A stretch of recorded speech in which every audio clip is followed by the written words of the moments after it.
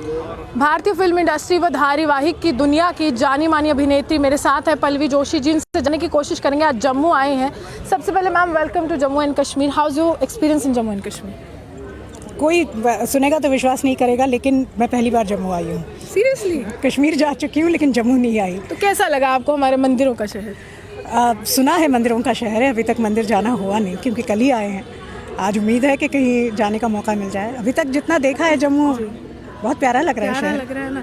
तो मैं आपसे एक सवाल करना चाहूँगी, यहाँ पर पर्टिकुलरली एक प्रोग्राम ऑर्गेनाइज किया गया कश्मीरी पंडित्स के फ्यूचर के लिए। आपको क्या लगता है, क्या फ्यूचर होने वाला है? मुझे नहीं लगता ये फ्यूचर के लिए किया है, क्योंकि ये हर साल करते आ रहे हैं। महाशिवरात्रि का पर्व कश्मीरी पंडितों में बहुत बड़ा होता है और हर साल इसी उम्मीद के साथ ये मनाया जाता है कि उनका पुनर्स्थापन हो कश्मीर में। और ये बहुत ही एक सिर्फ दुख की बात नहीं है, ये बहुत ही शर्म की बात है कि हम सारे हिंदुस्तानी एकजुट होकर कभी हमने इनकी समस्या की तरफ गौर नहीं किया। और आज 31 साल हो गए हैं, ये अपने घरों में वापस नहीं जा सके हैं। अपनी सारी यादें, अपना पूरा पूर्व जीवन वहाँ छोड़ के आए हैं। कईयों को तो जो उनके माता पिता जो नहीं रहे, उनकी तस्वीरें तक उनके पास नहीं है। तो ये एक इतना बड़ा हमारे यहाँ एक चीज़ हो गई 1990 में, और ये पता ही नहीं चली किसी को। मतलब दिल्ली तक थोड़ी सी ट्रिकल डाउन हुई ऑब्वियसली पॉलिटिक्स की वजह से, लेकिन छुपा दी गई। It was swept under the carpet. इसका नैरेटिव बाहर नहीं आने दिया। पता नहीं, मतलब जैसे मैं किसी चीज़ को ट्रिवियलाइज नहीं करना चाहती, लेकिन जैसे कोई हादसा हो जाता है कि खाई में बस गिर जाती है, कुछ लोग मर जाते हैं, नहीं मिली उस चीज़, उतना ही बस मुझे याद है मैंने बॉम्बे के न्यूज़पेपर में कभी पढ़ा होगा। और 1990 में मैं तहलका फिल्म मेक कर रही थी। कश्मीर में शूटिंग होने वाली थी हमारी, लेकिन ऐन वक्त पे पता चला कि वहाँ कोई नहीं, टेररिज्म की प्रॉब्लम हो रही है, ऐसा हमें बताया गया। और हमारा पूरा शेड्यूल मनाली में शिफ्ट हुआ। तो मैं बिल्कुल जॉइनिंग स्टेट में मैं शूट कर रही थी और मुझे पता नहीं था, ये फरवरी मार्च की ही बात है 1990 की, और मुझे पता नहीं था कश्मीर में क्या चल रहा है, क्योंकि वहाँ तक बात आई नहीं थी। तो आज 31 साल इस बात को हो गए हैं। 2014 से थोड़ा थोड़ा कहीं इनको थोड़ी वॉइस मिलने लगी है, जहाँ ये सोशल मीडिया के माध्यम से लोगों तक पहुंच सके। और ये इतनी, मतलब as an Indian I feel terrible कि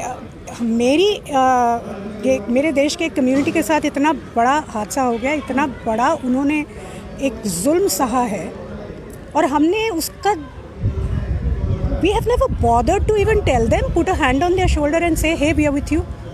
So something has to be done about it. Mumbai, आपने कहा न्यूज़पेपर में आपने पढ़ा, और उस समय आप तहलका मूवी की शूटिंग कर रही थी। तो मुंबई में किस तरह की धारणा बनी उस समय जब आप वापस गई? आपको कहा गया कि टेररिज्म है यहाँ पर, कुछ आतंकवादी गतिविधियाँ हो रही, तो वापस जाके जब आपकी फिल्म इंडस्ट्री के आपको दोस्त मिलते हैं, वो तमाम लोग मिलते हैं, तो उनको क्या बताया आपने? नहीं, मुझे कुछ नहीं बताया गया। मैं बता रही हूँ आपको, न्यूज़पेपर में सबने ये न्यूज़ पढ़ी। कितने लोगों ने पढ़ी मुझे पता नहीं, क्योंकि वो हेडलाइंस में तो आई नहीं थी। तो पढ़ी, बस हो गया। उसके बाद किसी से बात ही नहीं हुई। बम्बई में कभी इस विषय में चर्चा हुई ही नहीं हमारी। जो कुछ गिने चुने लोग हैं कश्मीरी पंडित जो फिल्म इंडस्ट्री में हैं, उसमें से भी 2-4 ही हैं जिनको मैं बहुत अच्छे से जानती हूँ।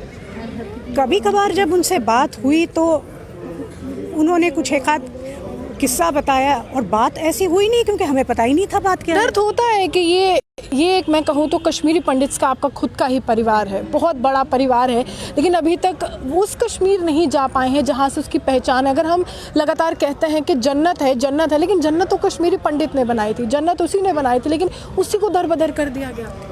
नहीं, ये कहना भी नाइंसाफ़ी है कि सिर्फ कश्मीरी पंडितों ने बनाई थी। कश्मीर को जन्नत कश्मीरियों ने बनाई, और उसमें जितने लोग वहाँ रहे हैं, बहुत सारे सिख भी रहे हैं, कश्मीरी मुसलमान भी हैं, कश्मीरी पंडित भी हैं, सब लोगों ने मिलके उसको जन्नत बनाई। लेकिन हाँ, उस जन्नत को जहन्नुम, नफरत की आग में तो कश्मीरी पंडित ही जला, नफरत की आग में कश्मीरी पंडित ही जला उस समय। तो अभी भारत सरकार है, और भारत सरकार अगर लगातार, मैं कहूँ, प्रयास कर रही है। यहाँ पर प्रधानमंत्री नरेंद्र मोदी, उन्होंने भी काफ़ी ज़्यादा जिक्र किया। महबूबा मुफ्ती ने भी कहा कि कॉलोनीज़ बनाई जाएंगी, इनके लिए, इनको बसाया जाएगा, लेकिन अभी तक वो ज़मीन पर कुछ नहीं है। कुछ उम्मीद है कि इंडियन गवर्नमेंट कुछ कर पाएगी इनके लिए? उम्मीद तो है, क्योंकि इसका जो सोल्यूशन निकलेगा वो पॉलिटिकल सोल्यूशन ही निकलना चाहिए, गवर्नमेंट से ही निकलना चाहिए। हम फिल्म मेकर्स हैं, आज तक इतने सालों में किसी ने कश्मीर पर फिल्म नहीं बनाई।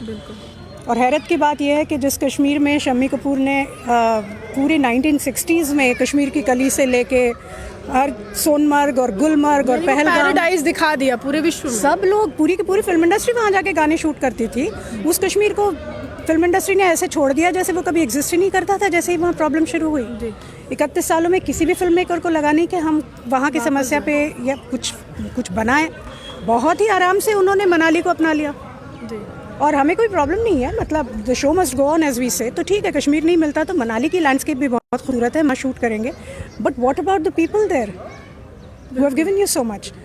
तो हमने सोचा कि हमारे काम के जरिए some of the film makers are coming back. पूरा नहीं किया मैंने, मैं ये कह रही हूँ कि हमने ये सोचा कि हम अपने काम के ज़रिए कुछ ऐसा लोगों तक हम लोग पहुँचाए कि 31 साल के बाद भी क्यों ना हो, लेकिन ये बात लोगों तक पहुँचना ज़रूरी है। तो मेरे ख्याल से we are the only production house who has taken this step ever.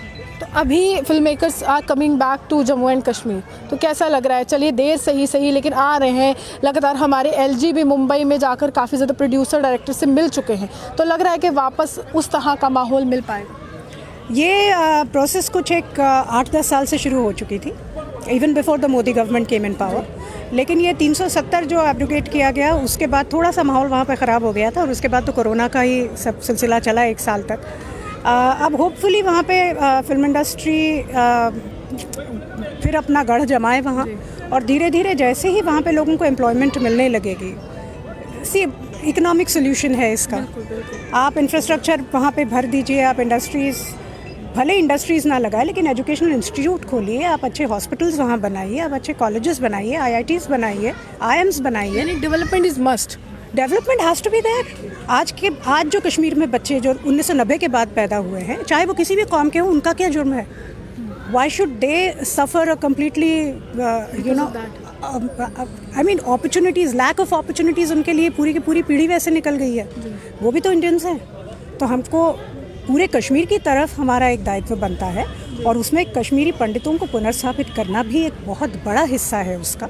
और दोनों तरह से education, right to education is for every single Indian and it has to reach them. और इसके लिए इंफ्रास्ट्रक्चर का होना बहुत ज़रूरी है, और वो तभी हो सकता है जब बड़े लोग वहाँ पे जाए, वहाँ पे कुछ कंस्ट्रक्ट करे, वहाँ पे वो लैंड ओन कर सके, उनको डोमिसाइल मिलना शुरू हो जाए।